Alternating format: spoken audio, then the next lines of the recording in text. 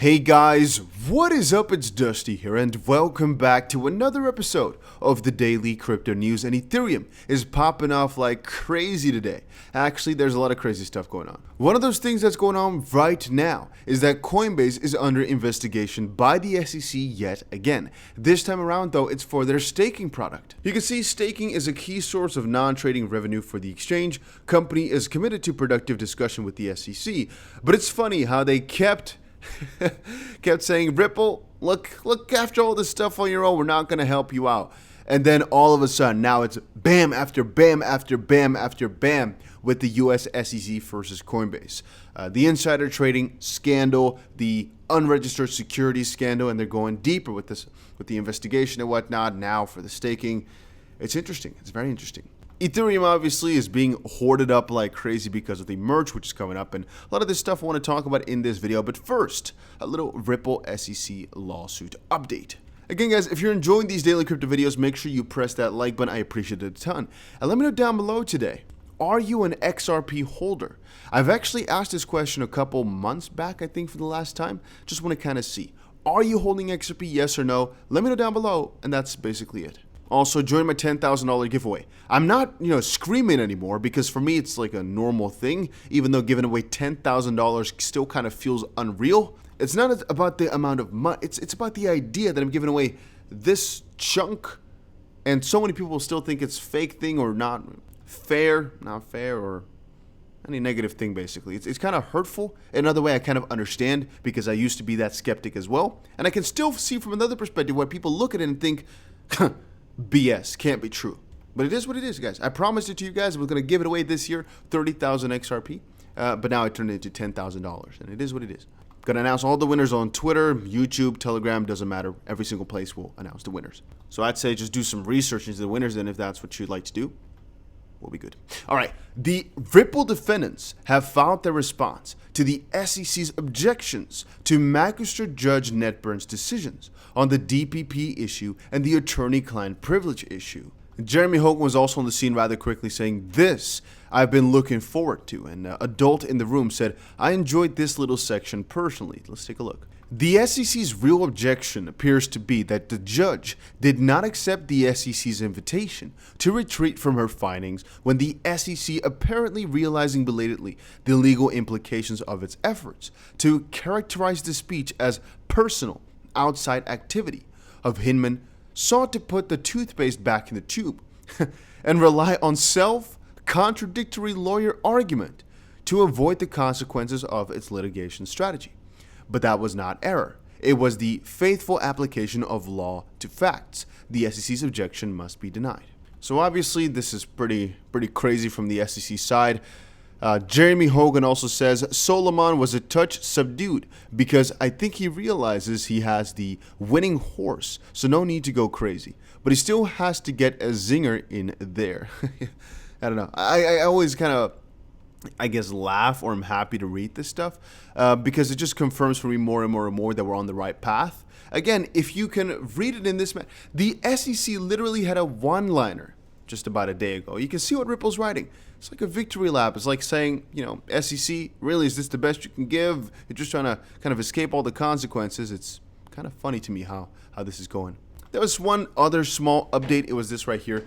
The parties are filing their responses to the motions to exclude expert testimony. It's all, as of this point, under seal. So there's actually nothing to see because it's hidden. But those of you who follow docketing services will get notices that things are being filed on the docket. So it's just saying, hey, things are being filed. We can't see it, but it is being filed right now. So just understand that. Then one little piece, actually, I'm not going to stand too long on this one. Crypto is low maintenance. I don't have a big theory on this, but I just want to make it really clear here. I honestly think crypto is one of the best investments ever, right? It's so ridiculously simple, and it's so easy to kind of think 10 years into the future and see how much things have changed. So, little summary, no financial advice.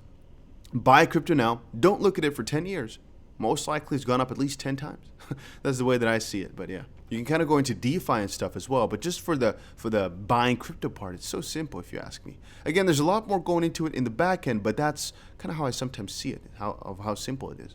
Then Ethereum is pumping. I want to give you guys a quick warning, all right? Ethereum is pumping like crazy. Every Friday is a little bit of a scary day as options expire. But as of this point, right, a lot of people are just FOMOing into Ethereum, going absolutely crazy. There might be a significant letdown for a lot of people soon, though, as the price is pumping. Whales are loading up, but we don't know how much of this is manipulation and slash pricing in of this merge. And yeah, I guess those are the two things. So we don't know if this is just buy the rumor, sell the news, or it's actually people are excited about the merge and excited about the staking and kind of going away from proof of work, or if there's a lot of manipulation trying to reel you in with this buy the rumor, sell the news, and then to dump on your ass. Just saying, be a little bit careful, be a little bit cautious. The Ethereum price is pumping so much, and it could go way higher, sure, but be cautious of a very significant slide or slip. And then one part that I thought I should share as well for all of you guys that are interested, more details on Shiba Eternity revealed as SHIB burn rate spikes. Just want to kind of tell you guys, SHIB Eternity slash the game, metaverse, all that stuff. It's pretty exciting, to be honest with you. You know, it adds some utility to Shiba Inu that was never there. And if you think about it, that's one of the best things that could have happened to Shiba Inu ever. They've always been mocked. And this is finally a time where, well, they can kind of showcase they're more than just a meme. Yeah. But that was it for today's video, guys. My laptop is about to fall out, I think. Oh, actually, I tried to put in the charger. I think the last couple of times, the issue with the sound had to do with the charger. But I put it in now, and I think we still have sound. So now I'll go a little bit deeper into some stuff. I just wanted to make sure that I had all that I wanted to say out into the video before cutting it off. But let's just dive a little bit deeper then. So now I have a little bit of time. If there's no sound, then sorry, guys, but at least it wasn't important anymore, I guess. So regarding the Shiba Inu thing, my longer explanation for it is Shiba Inu has been a meme token for such a long time. There's always this underlying idea of why would you buy this in a bear market? Why would you hold on to it? Except for just selling it onto the next sucker. For every meme coin, really. You could say, okay, but meme coins, their utility is being a meme. Yes, but no. You know, being a meme is good for being a meme and being around, but not for actually buying the token. You're buying the token for the memes, so you're basically buying it for absolutely nothing. Unless people are actively memeing inside of it or with it. But that's really not happening too much in a bear market. And even then, if there's not a lot of memes being created, like with Dogecoin still, Shiba Inu, there's not that many. Then it's basically kind of like a Ponzi scheme at that point, right? Or basically a greater fool theory. Right now, though, as it currently stands there, them building something out, it adds, you know, it really, really adds, I guess, longevity, but also a sustained and very good way to burn more tokens. Because, yeah, there's still a freaking ton of them, and they're trying to burn in a really nice manner, I guess. I think a lot of whales are also going to use this to make a freaking ton of money with some price manipulation, because Shiba Inu likes to do that. The whole Ethereum situation, to kind of give the warning a little bit more credit. As per the latest weekly report from Arcane, the Ethereum open interest in futures and perpetuals has surged up to 4.2 million ETH in the last couple of days. People are speculating like crazy on this merge. So the reason I'm saying be careful is because any one of these days it can just pop for at least a little bit. It can drop 30-40% in value for a significant amount of time here, as the rest of the market has not moved this much. It's only Ethereum that's really soaring above the rest. Again, from a certain perspective, it is very logical. I guess a lot of Ethereum derivatives like Polygon here or Uniswap might actually do well in times like this as well, but I digress. A lot of coins are not following the same sort of course or speed. And so all I'm trying to say is be careful. Even though I still remain pretty bullish on everything, it's also because Bitcoin is just acting in such a positive manner right now. I actually saw this just now. This is a little while ago, but I didn't even know.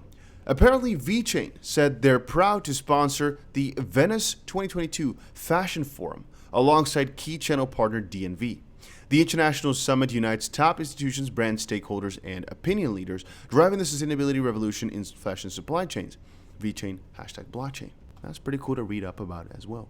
And regarding the Coinbase thing, for all of you that do not know, Coinbase, of course, staking, yeah, very nice program for them to make some money. Very nice program for the peoples. But logically, it's something that the SEC wants to look into because, well, what exactly did you do to make money? And did you report everything properly? Did you do your taxes properly? Probably they did. But, you know, the what did you make money on and what did you offer to people? Did you give them the proper risk warnings and all that? That's going to be an interesting one to go for, because right now the SEC is kind of taking on its first lending that's on a public company like this, like Coinbase. It's going to be interesting to see this battle. And I think Coinbase is going to face a really big uphill battle, which is why I definitely am not a big fan of Coinbase stock, even though they did partner up with BlackRock, and that might definitely put a dent in the freaking crypto game in a positive manner. A lot of this FUD is just going to fall on top of Coinbase's head because they're the only guys doing it in the US like this, as of this point at least. But yeah, that was it for today's crypto video, guys. Now, finally, really, if you guys enjoyed it, make sure you press that like button and check out my $10,000 giveaway. And I'll see you guys again in another crypto video later today.